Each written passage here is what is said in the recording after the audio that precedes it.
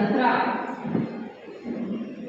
ಹಗಲಿರುಳು ಶ್ರಮಿಸಿ ಪಕ್ಷದ ಅಭ್ಯರ್ಥಿನ ಗೆಲ್ಲಿಸಲಿಕ್ಕೆ ಮನೆ ಮಗ ಎಲೆಕ್ಷನ್ ನಿಂತ್ಕೊಂಡಿದ್ದಾನೆ ಅಂತ ಹೇಳಿ ಗೋಕಾಕ್ ಮತ್ತು ಅರವಳ್ಳಿ ಕ್ಷೇತ್ರದ ನಮ್ಮೆಲ್ಲ ಮಹಾಜನತೆ ಕೆಲಸ ಮಾಡಿದ್ರಿ.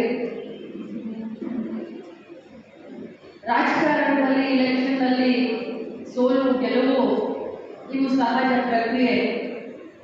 ತಮಗೆ ಭೇಟಿಯಾಗಿ ಮಗನ ಪರವಾಗಿ ಮತ್ತು ಕಾಂಗ್ರೆಸ್ ಪಕ್ಷದ ಪರವಾಗಿ ನಾವೆಲ್ಲರಿಗೂ ಕೂಡ ಕೃತಜ್ಞತೆಯನ್ನು ಸಲ್ಲಿಸಬೇಕು ಅಂತ ಹೇಳಿ ಇವತ್ತು ಈ ಕಾರ್ಯಕ್ರಮವನ್ನು ಇಟ್ಕೊಂಡಿದ್ದೀನಿ. ನಾನು ಯಾವತ್ತಿದ್ರೂ ಒಂದು ಮಾತನ್ನ ಹೇಳಿದ್ದೀನಿ, ರಾಜಕಾರಣ ಇದು ನಿಂತು ನೀರಲ್ಲ, ಅಥವಾ ಇದು ಯಾರ ಮನೆಯ ಸ್ವತ್ತು ಕೂಡ ಅಲ್ಲ. ಇವತ್ತು ನಮ್ಮದಿದ್ದು ನಾಳೆ ಇನ್ನೊಬ್ಬರದಾಗುತ್ತೆ, ನಾಳೆ ಇನ್ನೊಬ್ಬರದಿದ್ದು ನಮ್ಮದಾಗುತ್ತೆ. ಇದು ನಿರಂತರವಾಗಿ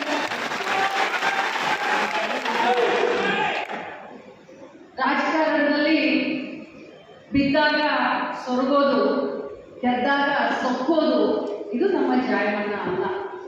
ಒಬ್ಬ ನಾಯಕನಾದಂಥವನು ಬಿದ್ದಾಗಲೂ ಸಮಾನವಾಗಿ ಸ್ವೀಕಾರ ಮಾಡಬೇಕು, ಗೆದ್ದಾಗಲೂ ಕೂಡ ಸಮಾನವಾಗಿ ಸ್ವೀಕಾರ ಮಾಡಿ ಎಲ್ಲರನ್ನೂ ಜೊತೆಯಲ್ಲಿ ಕರ್ಕೊಂಡು ಹೋಗೋದು ನಿಜವಾದ ನಾಯಕತ್ವ. ಆ ಸಂಸ್ಕೃತಿಯನ್ನ ನಾನು ನನ್ನ ಮಗನಿಗೆ ಹೇಳಬೇಕು. ಒಂದು ಕಡೆ ಬೆಳಗಾವಿ ಪಾರ್ಲಿಮೆಂಟ್ನ ಇತಿಹಾಸದ ಈ ಬಾರಿ 2024ರಲ್ಲಿ ಅತ್ಯಂತ ಅಧಿಕ ಮತಗಳನ್ನು ನಾವು ತಗೊಂಡಿದ್ದೀವಿ. ಸುಮಾರು 5,85,000 ಮತಗಳು.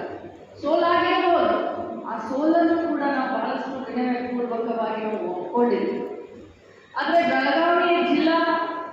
ಬೆಳಗಾವಿ ಪಾರ್ಲಿಮೆಂಟ್ನ ಕಾಂಗ್ರೆಸ್ ಪಕ್ಷದ ಇತಿಹಾಸದಲ್ಲಿ ಅತ್ಯಂತ ಅಧಿಕ ಮತಗಳನ್ನು ಈ ಬಾರಿಯ ಅಭ್ಯರ್ಥಿಗಳೇ ತಮ್ಮೆಲ್ಲರ ಶ್ರಮದ ಪರವಾಗಿ ಇವತ್ತು ಗೆದ್ದಿದ್ದಾರೆ. ಆದರೆ ದುರ್ದೈವ, ನಾವು ಎಲ್ಲ ಕಡೆ ಹೋದಲ್ಲಿ ಇಡೀ ಬೆಳಗಾವಿ ಪಾರ್ಲಿಮೆಂಟನ್ನ ಪ್ರಚಾರದ ಸಂದರ್ಭದಲ್ಲಿ ಯಾವುದೇ ಕ್ಷೇತ್ರಕ್ಕೆ ಹೋದರೂ ಕೂಡ ಒಂದು ಅಭೂತಪೂರ್ಣವಾದಂಥ ಒಂದು ಸಪೋರ್ಟ್ ಮತ್ತು ಸಹಕಾರ ನಮಗೆ ಸಿಗ್ತಾ ಇದೆ. ಜನನೇ ಮಾತಾಡ್ತಾ ಇದೆ.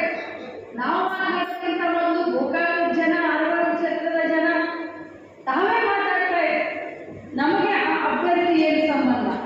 ಅವರು ಹೊರಗಡೆಯಿಂದ ಬಂದಂಥವ್ರು. ನಮಗಿಂತ ಮುಂಚೆ ಅವರ ಪಕ್ಷದವರೇ ಮಾತಾಡ್ತಾ ಇದೆ. ಬೆಳಗಾವಿ ಜಿಲ್ಲೆಗೆ ಪದೇ ಪದೇ ಅನ್ಯಾಯ ಮಾಡಿದಂಥವ್ರು ಅವರು ಹೊರಗಡೆಯಿಂದ ಬಂದಿದ್ದಾರೆ. ಅವ್ರಿಗೆ ನಾವು ಇದನ್ನು ಮಾಡೋದಿಲ್ಲ, ಈ ಬಾರಿ ಕಾಂಗ್ರೆಸ್ಗೆ ನಾವು ಮತ ಕೊಡ್ತೀವಿ, ಮನೆ ಮಗನ ಗೆಲ್ಲಿಸ್ತೀವಿ ಅಂತ ಎಲ್ಲ ಕಡೆ ಒಂದು ವಾತಾವರಣ ಸೃಷ್ಟಿಯಾಯಿತು. ಆದರೆ ಕಾರಣಾಂತರದಿಂದ ಅವು ಯಾವ ಕಾರಣ ಅಂತ ನಾವು ಮುಗಿಸ್ತಾ ಇದ್ದೀವಿ. ಯಾಕಂತಂದ್ರೆ ಬಹಳ ಸೂಕ್ಷ್ಮ ವಿಚಾರಗಳು. ಕಾರಣಾಂತರದಿಂದ ಅನೇಕ ಕಾರಣಗಳಿರಬಹುದು.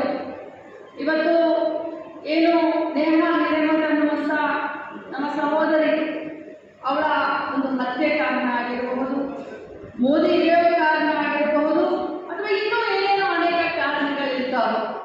ನಾವೆಲ್ಲ ಬಹಳಷ್ಟು ಮುಗ್ಧರು ಪದೇ ಪದೇ ಈ ರೀತಿ ಆಗ್ತಾ ಇದೆ ಅಂತ ಹೇಳಿ ನಾರಾಜಾಗೋಕೆ ಹೋಗಬೇಡಿ. ನಾವೆಲ್ಲರೂ ಮತ್ತೆ ಕೂಡಿ ಮತ್ತೆ ಸಂಘಟನೆಯನ್ನ ಮಾಡೋಣ ಅಂತ ಹೇಳಿ ನನ್ನ ಮಾತನ್ನು ಮುಗಿಸ್ತೀನಿ. ಎಲ್ಲರಿಗೂ